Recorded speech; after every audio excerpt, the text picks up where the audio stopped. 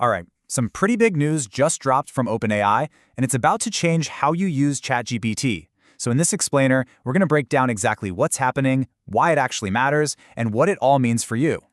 So let me ask you a question. You know that feeling when you find the perfect version of ChatGPT, the one that just gets you? Well, you might want to brace yourself, because for some people, that favorite version is about to head off into the sunset. Okay, let's dive into this. First up, we've got what you could call a model retirement party. And don't worry, this isn't some sad farewell. Think of it more as a planned, well-deserved send-off for some of the AI models that really paved the way for what we have today.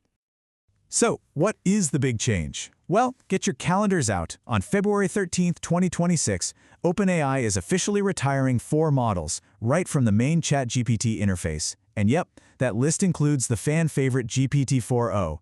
This is a pretty significant shift. Now, hold on. Before any developers out there start to panic, let's be crystal clear about something. This change only affects the ChatGPT you use on the website, the consumer product. If you're using the API to build your own apps, you're good. This doesn't impact you, at least for now.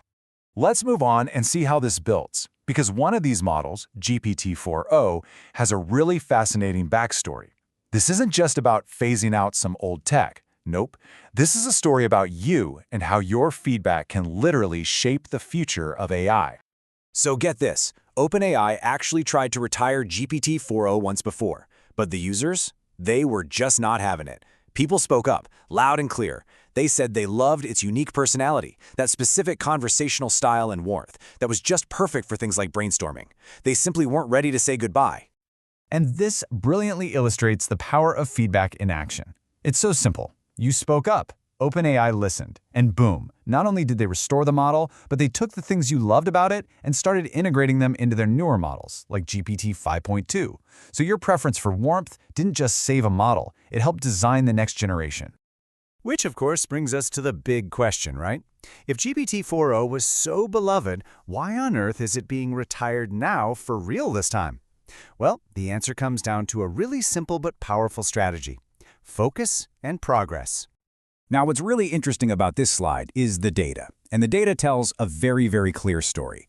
Despite its dedicated fans, GPT-4o is now used by only 0.1%. That's a tiny fraction of daily ChatGPT users. A staggering 99.9% of people have already embraced the newer, more capable models. That tiny number really puts this whole decision into perspective, doesn't it? So when you look at it that way, the choice becomes pretty obvious. It's a no-brainer, really. Trying to support a bunch of older models just divides resources and slows down progress for everybody else. By retiring them, OpenAI can focus all of its energy on making the models that almost everyone is using even better, faster, and more innovative. It just makes sense.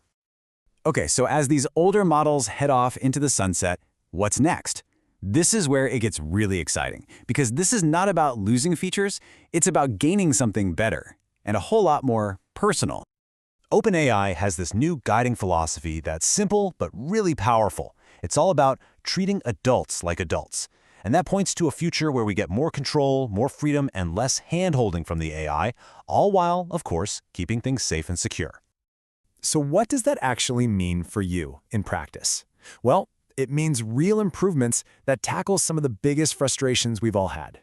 Get ready for more personality, fewer of those annoying "I can't help with that" refusals, and responses that are a lot less preachy. It's all about giving you more choice and a much more natural conversation. And hey, remember that warmth and style that everyone loved about GPT-4o? Well, OpenAI took that feedback to heart, and the story is coming full circle. Soon, you won't have to pick a specific model to get that vibe. You'll be able to customize it yourself. You can literally dial up the warmth, adjust the enthusiasm, and create an AI that feels truly your own. You know, the story of GPT-4o proves that your voice really matters in shaping these incredible tools of the future. We're moving beyond a one-size-fits-all model and into an era where AI becomes a truly customizable, creative partner. So the only question left is, what will you create with it? So what happens when an automotive legend, one that's been around for 140 years, teams up with a pioneer in artificial intelligence? Well, you get a fundamental shift in what it even means to drive. We're talking about a whole new class of car, one that's really designed for an era where the vehicle itself thinks. And this isn't some far-off concept. It's happening right now, thanks to a huge collaboration between Mercedes-Benz and NVIDIA.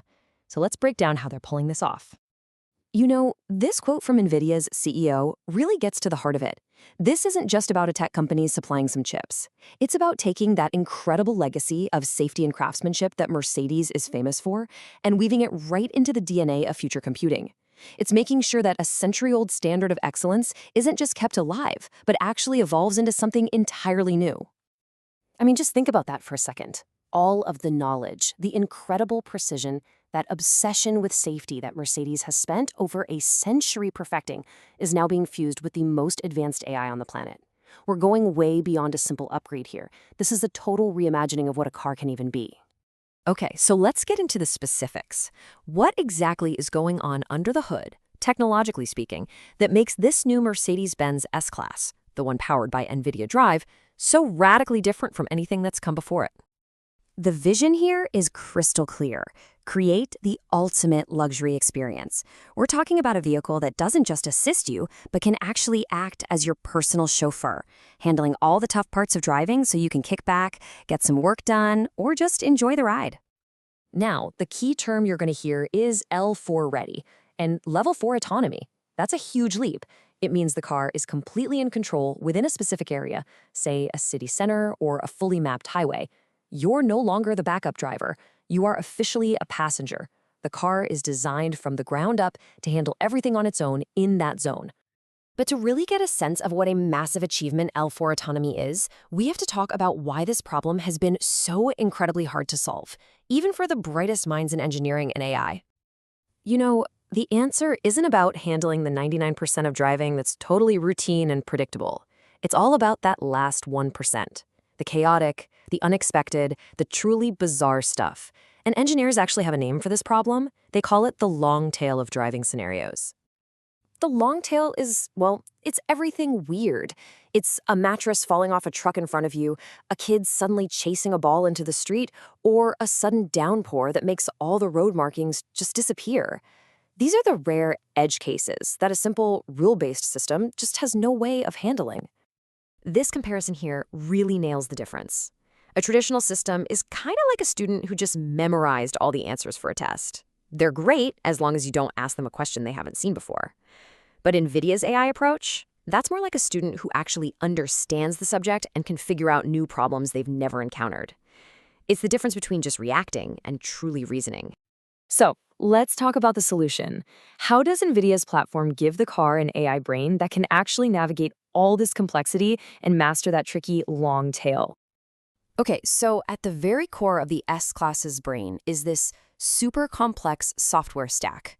Now, this isn't just code. It's a system that's been trained on unbelievable amounts of real-world driving data and tested in these hyper-realistic simulations, all designed specifically to master those unpredictable edge cases we were just talking about.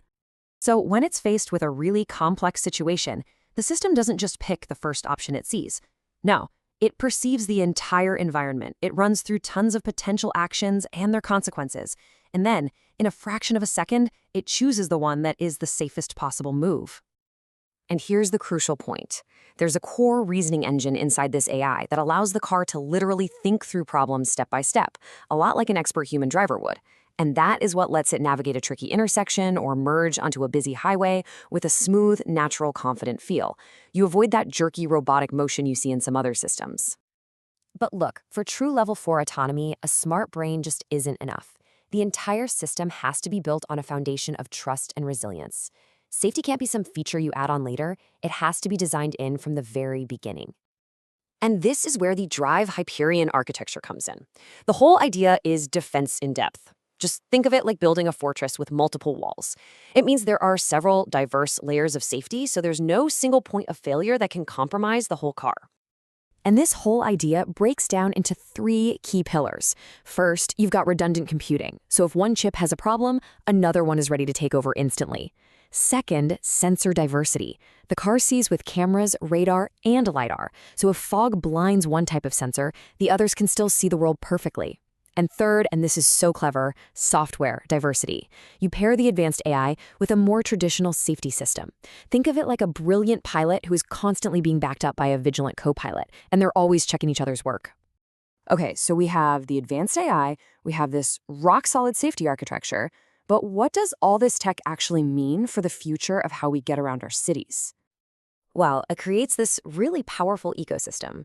Mercedes-Benz, of course, provides the world-class car, NVIDIA provides the AI brain, and a partner like Uber can then make these autonomous, chauffeur-style vehicles available to millions of people through its network. And that's how this technology goes from being a cool concept car to a real-world mobility service. And that brings us right back to where we started. This isn't just some tech startup's garage experiment. This is the culmination of 140 years of Mercedes-Benz's leadership in safety and engineering, now being completely reimagined for the AI era. And this, right here, might be the most profound shift of all. For 100 years, the safest car was the one with the best airbags, the strongest frame, the best crumple zones, right? The focus was all on surviving a crash. But now, the safest car is the one that's so intelligent, so aware, that it can prevent that crash from ever happening in the first place. So as this new class of vehicles starts to hit the road, the fundamental question we all have to ask ourselves is this: what really is the safest car? Is it the one that can best survive a crash, or is it the one that's intelligent enough to prevent it entirely? This shift from passive protection to active prevention could redefine not just luxury, but the very meaning of safety on our roads for the next 100 years. Today, we're diving into something pretty mind-blowing from NVIDIA. It's a breakthrough that's giving robots a totally new kind of brain, one that can, in a way, predict the future.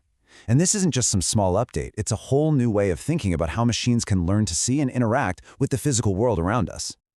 So let's just start with this one big question. What if a robot could learn to do things not just by being told what to do, but by predicting what's supposed to happen next?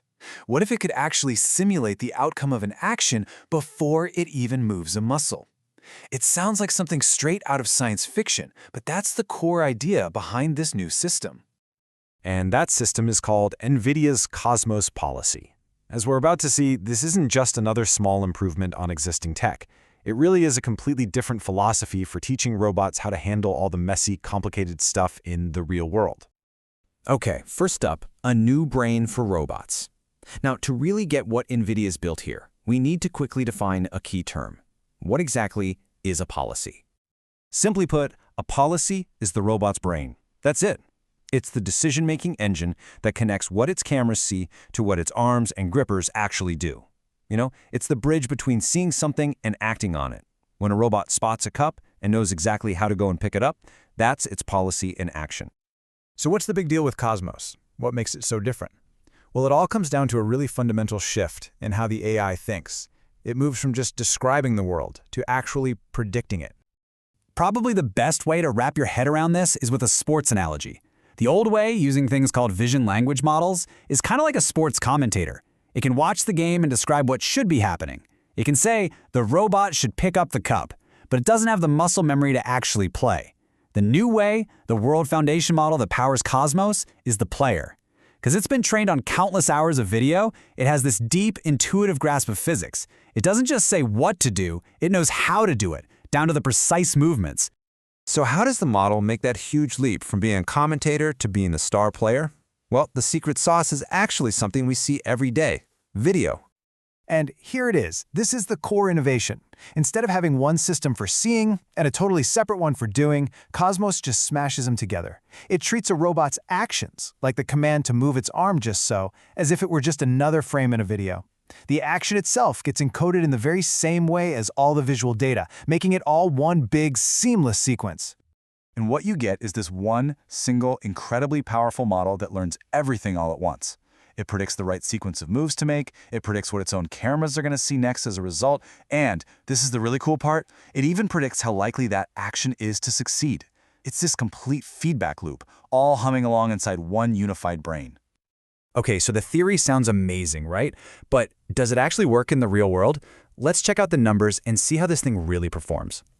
So what we're looking at here are the results from something called the Libro benchmark. You can think of this as like a super tough obstacle course for robots, testing really complex multi-step tasks.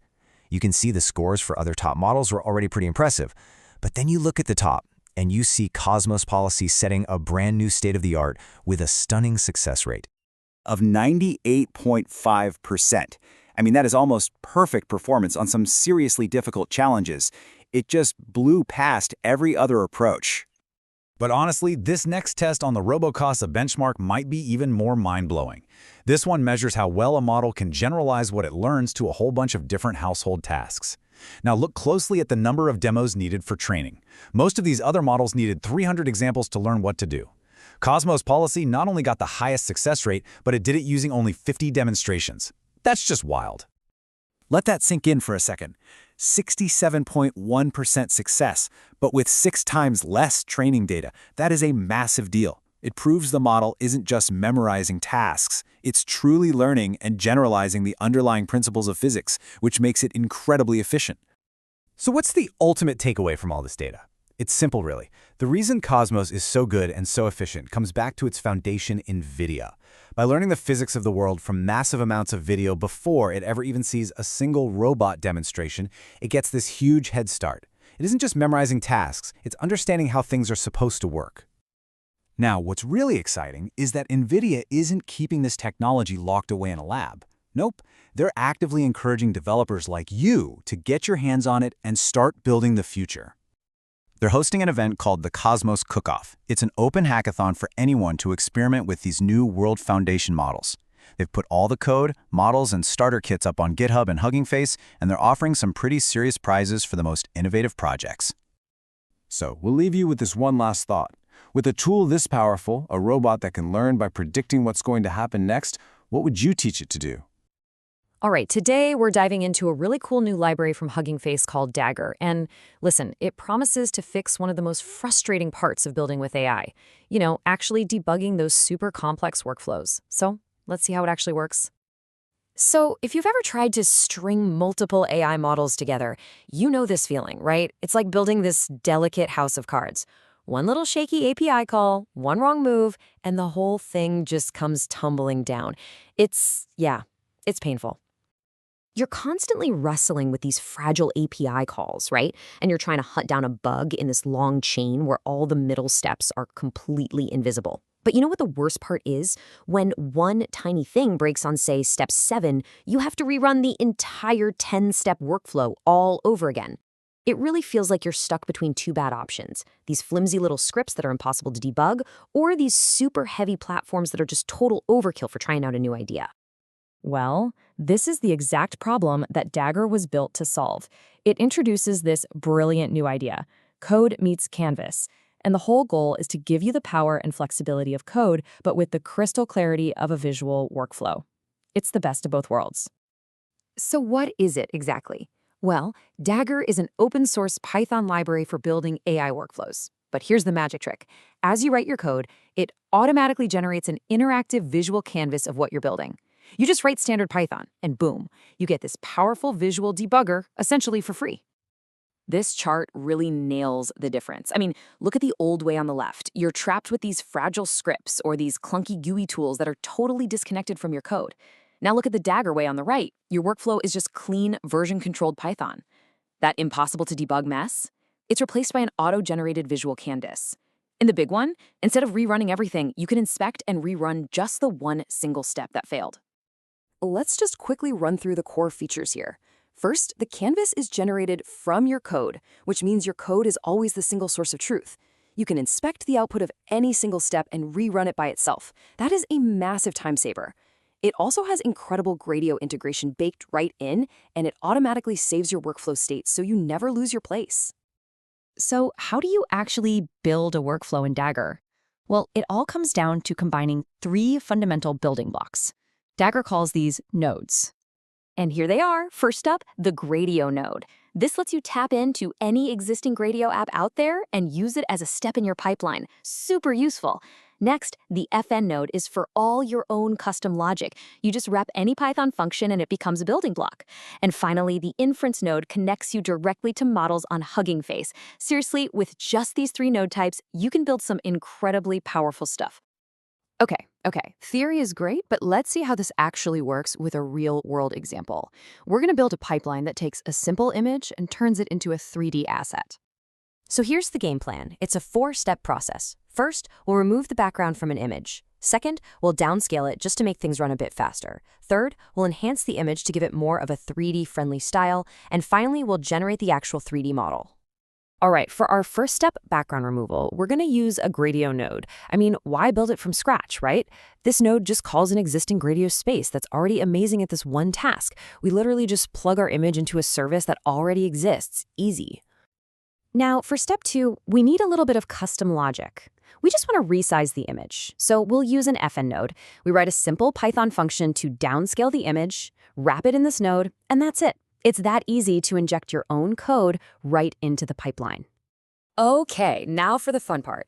In step 3, we use an inference node to call a specific model. This model is going to take our clean, downscaled image and transform its style into something that's really optimized for 3D generation. And to finish it all off, we use another Gradio node. This final node takes our newly styled image and sends it off to a totally different Gradio space, one that specializes in generating 3D models from 2D images. And just like that, our 4-step pipeline is complete. So here's the crucial point. Once you've defined these 4 nodes, the 2 Gradio nodes, the function node, and the inference node, chaining them all together in your code is incredibly straightforward. It's just a few lines to connect the dots. So are you feeling inspired to try it out for yourself? Well, getting started with Daggr is ridiculously simple, so let's just quickly walk through how you can get your hands on it. Installation is literally just one line in your terminal. Pip install Daggr. That's it. You're ready to go. Now, just a few quick things to keep in mind before you dive in. You are going to need Python 3.10 or higher. And remember, Daggr is currently in beta, which just means some of the APIs might change a little bit as it evolves. The team is actively looking for feedback, so feature requests and bug reports on GitHub are super welcome. Ultimately, Daggr offers a powerful and, I think, much more intuitive way to approach building and debugging AI. It's real proof that even if your AI workflow is complex, your tools don't have to be. So the only real question left is, what are you going to build first?